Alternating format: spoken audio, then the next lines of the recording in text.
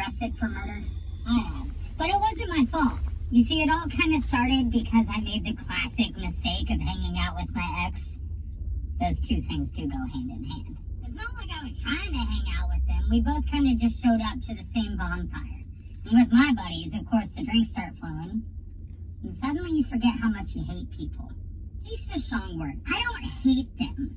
But like, if they were on fire and I had water, I'd probably drink it. Anyway, the party was a freaking blast. We had a great time. And I was just about to call my Uber when my ex offered to give me a ride. And that, folks, is where I made my second mistake of the night. Because I accepted. We didn't even make it 10 minutes up the road before we got in an argument. And I don't like to fight, so I just said pull over because I'm calling it Uber. I barely made it out the door before they peeled off so fast that a big old screwdriver fell out the cab. And you know, those things, they're expensive. So I picked it up because I figured I would return it later. Or sell it. Let's be honest, I was gonna sell it. It's at this point that I look around me and I realize I'm in the middle of nowhere. And when I look at my phone, I have no freaking service. So I don't have a choice, y'all. I got to walking. For almost like half an hour, I don't see anyone. So you can imagine my relief when I see a minivan coming my way. I'm waving my arms like a freaking psycho trying to flag this person down. But she takes one look at me and takes off. Fortunately, about 5 minutes later, I see more lights coming. It wasn't until they got closer I realized it was a cop. So I'm kind of thinking to myself, well, she didn't stop, but at least she called somebody. It was a little weird, though, because he, like, stopped up the street a ways. I wasn't too worried about it, though, because, like, I had just walked 2 miles. What's a little bit more?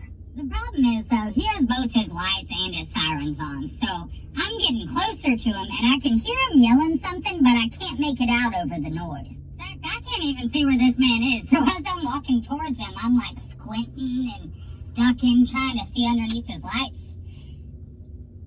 And that's when I hear him, clear as a bell, say, "Get down, or I will shoot." Hands down, scariest moment of my life. Ever.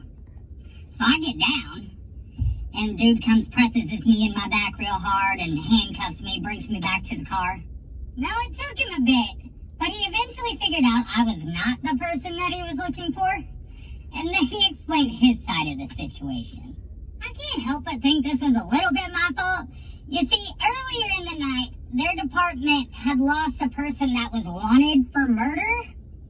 So this man drives up, sees a person walking on the highway, and then when he gets closer, I start sneaking up on him with a massive freaking screwdriver in my hand. Too big to fit in my pocket. So I was looking like a whole serial killer, y'all. Thank God I didn't get shot, and the cop was really nice about it, so he gave me a ride home. I think the lesson here is, like, don't hang out with your ex. Or do.